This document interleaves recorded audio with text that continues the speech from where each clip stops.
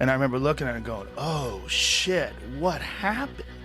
What happened? Because the last time you were in here, you were talking about how you didn't want to work out. Yeah. Because it would survive. Jake Paul got hilariously roasted by Joe Rogan after he couldn't handle a sparring session with Mike Tyson and got KO'd. This kid, who's been screaming about fighting Tyson in front of millions, couldn't even last a minute. Joe had already warned him before this little warm-up, and now he's having a blast roasting Jake's pea-sized brain for not listening. Honestly, it's probably for the best that Jake canceled the actual match. There's no way he could handle the tidal wave of rotten tomatoes and trash talk from all over the world. Jake might have thought canceling the fight would get him some spotlight, but oh boy, did he face way harsher consequences instead. I'm pretty sure he's wishing he could jump into a time machine and unannounce that cancellation. Well, it all started when Mike Tyson, the legendary boxer who's been a beast in the ring, hit a serious health scare recently. Tyson was on a flight from Miami to Los Angeles when he started feeling super nauseous and dizzy. Turns out it was an ulcer flare-up causing all the drama. This happened just 2 months before his scheduled fight with Jake Paul, causing immediate panic and forcing a rethink of his training schedule. As soon as he landed, Tyson got checked out by doctors who told him to seriously dial back the training.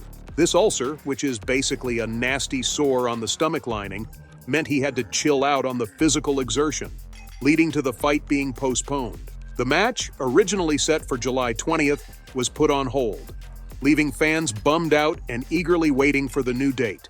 The reactions were all over the place. Many people sent their love and support to Tyson, totally getting that health comes first. But of course, there were some critics questioning why Tyson, who's pushing 58, would even consider getting back in the ring against a younger guy like Jake Paul. Despite all this, Tyson stayed strong, telling everyone he'd bounce back fully and be back to training soon. Same fate. I'm gonna knock out Jake Paul. Tyson's commitment to staying in the game, despite his health issues, shows just how tough he is. He thanked everyone for their support and made it clear that this was just a temporary hiccup. He was confident he'd be back to his full training routine in no time and ready for the fight when it got rescheduled.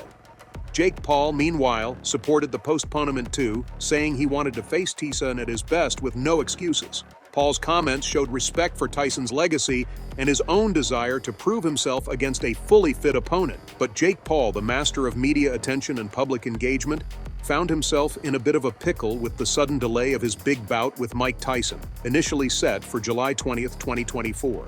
This wasn't just another event for Paul, it was the culmination of months of hardcore training and relentless promotion. So, when the postponement news hit, Jake was both bummed and understanding. Publicly, Jake played a good sport. He said, obviously devastating news. I'm heartbroken, speechless, gutted. We've been working so hard over here, everyone in this camp, and I just feel bad for everyone involved in this event, the whole undercard.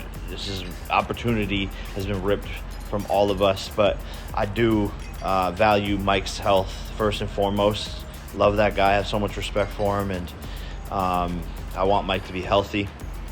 And he says he still is gonna knock me out, and I bought myself some time. So Mike is still talking shit over there. But Mike, if you want to do this, like you said, behind closed doors, behind the scenes, you've said you want to do this in Q4. You just need a little bit of time. So I'm ready whenever you are. This is too big of an opportunity. I think this fight's going to change the world, and I turn all my L's into W's. That's a motto I live by. The universe makes no mistakes, so let's see what's in store. But sorry this didn't work out. To everyone, the fans, love you guys. but let's be real, the delay was a significant blow to him. This guy lives for the buzz of constant media coverage, and suddenly, his hype train hit a snag. Refusing to be sidelined, Jakey got creative to keep his name in the headlines. He suggested a sparring session with Tyson, proving he was flexible and still game for action. He even said, "Mike, if you want to do this behind closed doors, like you said, I'm ready if you are. I think this is going to be a huge opportunity." Classic Jake, always finding a way to stay relevant. This move was pure genius, highlighting Jake's knack for strategic maneuvering. By pushing for a sparring session, he kept the buzz alive, ensuring fans and media stayed hooked on his rivalry with Tyson. Paul's relentless drive to keep the spotlight on him showed he knew exactly how fickle public attention can be, and the constant pressure to stay in the limelight. On June 26, 2024, a private sparring session between Mike Tyson and Jake Paul turned into an unexpected spectacle. This wasn't just any prep exercise. It was a clash of generations in a secret location, with only a handful of trusted trainers and insiders watching. The atmosphere was electric, everyone eager to see how these two would measure up against each other. As soon as the session kicked off, it was clear that Tyson hadn't lost a step. The man might be pushing 60, but his power and speed were still something to behold. Within seconds, Tyson unleashed a barrage of rapid-fire punches that left Jake Paul looking like a deer in headlights. Sources say Paul was completely blindsided by the sheer intensity of Tyson's onslaught. Tyson's punches were precise, powerful, and devastating, leading to a knockout so swift it left everyone in the room stunned. No way I would want to do that. The knockout happened in under 30 seconds. Legendary trainer Freddie Roach, who was there, described the scene with a mix of awe and amusement. He said Tyson's performance was a total embarrassment for Paul, who hit the canvas before he even knew what hit him. After landing the knockout punch, Tyson just asked to leave the gym, as if he had just finished a casual workout. No big deal for Iron Mike. You have to remember that. My mother, I have to decimate her as well. This is business. It's just business. Nothing personal. So when you brought your feelings into the ring, did that interfere with your ability to win? Absolutely, yeah. Because once your feelings are in the ring, you think about, wow, I don't want to get hit, I'm this and that, and you're apprehensive. And then there's Joe Rogan, the guy who saw the train wreck coming from miles away. He's not just a podcaster and UFC commentator, he's like the Gandalf of combat sports. Joe's been around the block holding black belts in Brazilian Jiu-Jitsu and Taekwondo, and his insights are gospel in the fighting community. So when he started waving red flags about Jake Paul stepping into the ring with Mike Tyson, you'd think Jake would listen. Spoiler, he didn't. Joe's been vocal about his concerns, and he wasn't exactly whispering sweet nothings. He's got this knack for breaking down fighters and fights with surgical precision, and he saw trouble brewing for Jake. He flat out said, Even if Tyson's 57, just the fact that he's willing to actually take a chance at Mike Tyson not being able to do what he used to do, because that's what he's doing. The gamble is like. Rogan didn't stop there. He pointed out that while Jake Paul has made a name for himself in boxing, his victories have mostly been against guys who aren't exactly in Tyson's league. Let's face it, beating up YouTubers and retired MMA fighters isn't quite the same as going toe-to-toe with a former world heavyweight champ. Rogan's critique was like a masterclass in why Jake was way out of his depth. Joe also zeroed in on Tyson's mental state. The guy's in savage mode, channeling his prime fighting days with all the intensity and aggression that made him a legend. Tyson's own words were chilling. I just eat raw meat, and because that's what I'm going to eat when I fight. I'm going to eat him. It's raw meat. That's not just trash talk. That's a peek into the mindset of a guy who's ready to tear through anything in his path. And let's not forget Tyson's training. Tyson's record of 50 wins, 44 by knockout, is a treasure trove of knowledge and tactical acumen. He knows how to adapt, exploit weaknesses, and deliver the kind of punishment that leaves opponents questioning their life choices. Jake, with his relatively shallow experience, is stepping into waters infested with a seasoned predator.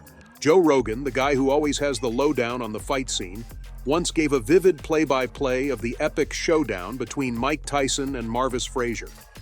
Joe Frazier, Marvis's dad, had been talking all sorts of smack, claiming he could have taken Tyson in his prime, so he sent his son into the ring with Tyson. Rogan recalls it was nothing short of an execution. This infamous fight went down on July 26, 1986. Joe Frazier had built up Marvis like he was a bulldozer, ready to flatten Tyson, who he dismissed as a mere wheelbarrow. But Tyson, being Tyson, turned that narrative on its head in about 30 seconds. Rogan described the scene with brutal clarity. Tyson stepped up and just started blasting Marvis. He cornered him and delivered a series of punches so fast and hard that Marvis was out cold before he even hit the floor. It was like watching an assassination. This wasn't a one-off. Tyson's career is filled with such savage displays. Another prime example is his fight against Trevor Berbick on November 22, 1986. Tyson outlanded Berbick 77-16, and his final punch, a short hook to the temple, sent Berbick down 3 times.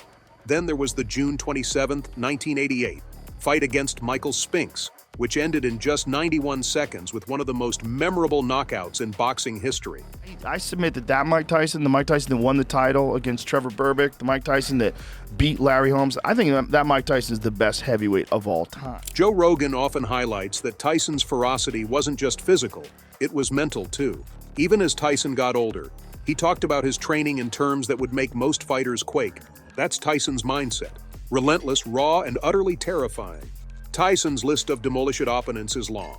Larry Holmes, who faced Tyson on January 22, 1988, tried to withstand the onslaught but was knocked out in the fourth round.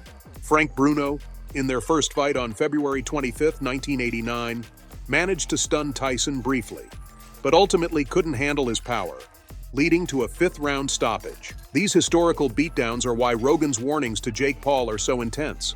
Tyson's not just a fighter, he's a force of nature with a legacy of pain and power.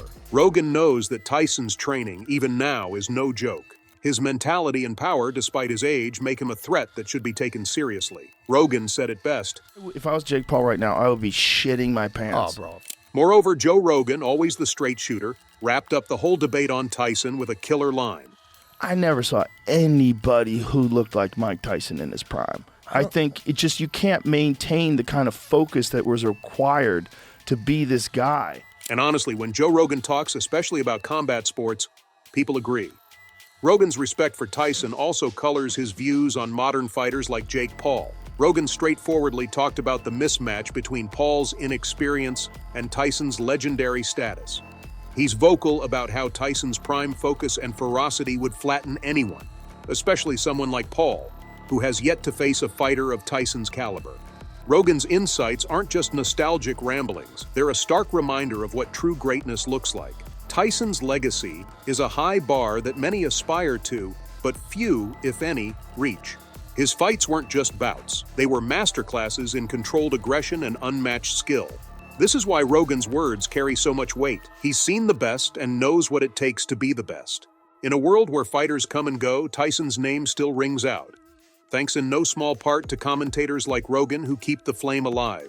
If you're nodding along with Joe and loving what he's sharing, hit that like button and subscribe to the channel. We're all in this together.